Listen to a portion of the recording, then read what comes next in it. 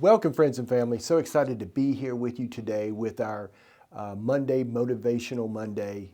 We want to motivate and elevate, and that's our desire for you. This is coming into mid-May, and we're so excited to be here with you today. What we want to do is just share a little bit on our thoughts on what it takes to become a top producer, and really probably across any board, but primarily in sales and primarily focusing on real estate. So what's it take to be a top producer in sales, in real estate? You know, first off, how do you get out of the pile? What we know is we look back in 2024 and we've seen that 74% of all real estate agents sold 2 deals or less in 2024. 2 deals or less, 74% of all real estate agents. Now that doesn't look like it would take a whole lot to get out of the pile to me. So I think when people work with a top producer, what do they expect? They want to work with a professional. They want to work with somebody who has the appearance of having their act together, like they're really going to get the job done. That's super important.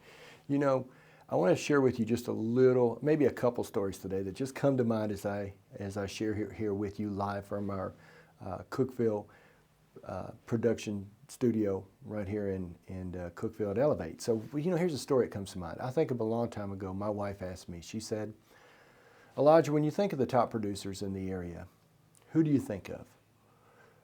I named off 5 or 6 of them, and she said, now tell me about their attitudes. You know, man, they weren't great. Like some of these agents that came across my mind, they did not have the best attitudes. Like I think they could be a little rude to folks that are selling or buying if they didn't get their way. They were fairly aggressive when it comes to dealing with other agents. So they had high numbers, but I don't know that they really would be what I would consider and what I think you would want out of a professional top producer. So I thought about these people and I named their names, and Lindsay was like, okay, so may I tell you which one I would want to work with? And I said, yes. And she told me, nice lady, great lady. But at the end of the day, she said, now may I tell you why? I said, of course. She said, because this lady has a reputation for selling homes. And that's why I'm bringing this person in.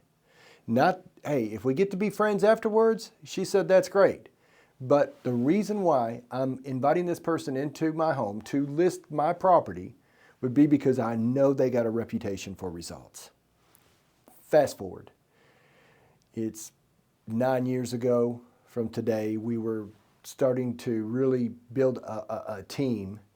And I'll never forget, we were putting together our vision statement, our purpose. Like, why do we wake up and do what we do and at this time it was labeled Team Castelli.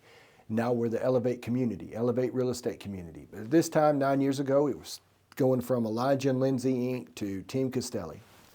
And so we're putting together our vision statement. With EOS, they called it the core focus. And so I will never forget, me and Lindsay get down to the very end. I'll start with the beginning for you. It said that we want to use real estate as a platform to encourage, to influence, and to inspire each other as teammates to be our very best so that we leave a legacy as a team that genuinely cares.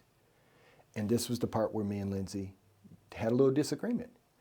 Lindsay wanted to say and gets it done. She was willing to say it the Southern way. You know, my wife's from Britain. She was willing to say it the Southern way. Gets the job done. Get her done. And I was like, you know, growing up in the South, one thing I know is that people value relationships.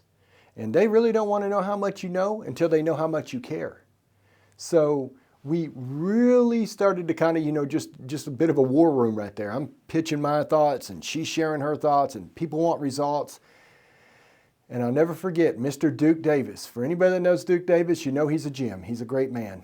And he says to me and Lindsay, he says, well, why can't we have them both? Why can't we do both? So when people are looking for a professional top producer, I believe that may be the 2 main things that folks are really looking for.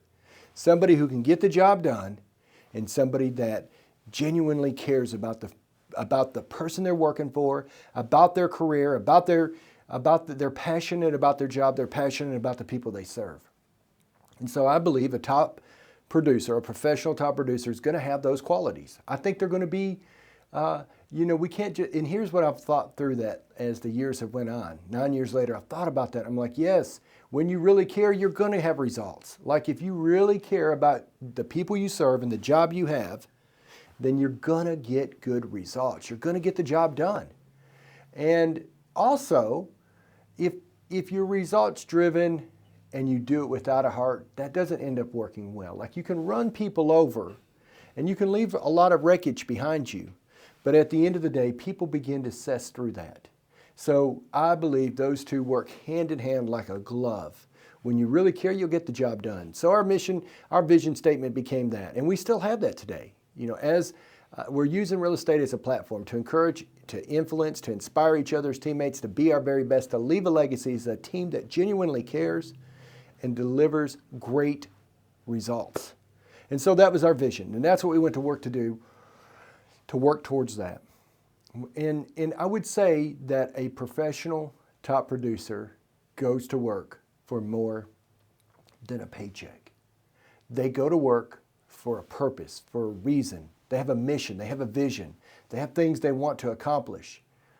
And it's bigger than a paycheck. I think that's why a lot of people underperform. And maybe that's why we have a high fallout rate in our profession of real estate, because they get into it thinking, man, this is going to be easy, it's fun, showing homes, who wouldn't love doing this? And then when the reality of the work that really goes into being a professional top producer hits them, it may be a little overwhelming. And so I wanted to share that today. Those are some stories that I thought maybe could encourage you and potentially add some value to you when you're thinking about what does it take to be a professional top producer. I believe you got to have those two things. You got to have a heart for people, and you got to be able to get the job done. When you're doing those two things, that gets you out of the pile and into a whole nother elevated level in working with people and helping people get what they want in the time they want it. We're going to carry on with these series for the next several weeks. I'll come to you and I'm just going to share top of mind thoughts of what it takes to be a professional top producer. Got the idea as we're reading through as a team the Zig Ziglar book, and he talked about what it really takes to be a professional leader in an industry. And so I want to take some of those thoughts that I've learned and share them with you as we go through this journey. Thank you so much. Hope y'all have a great rest of your week.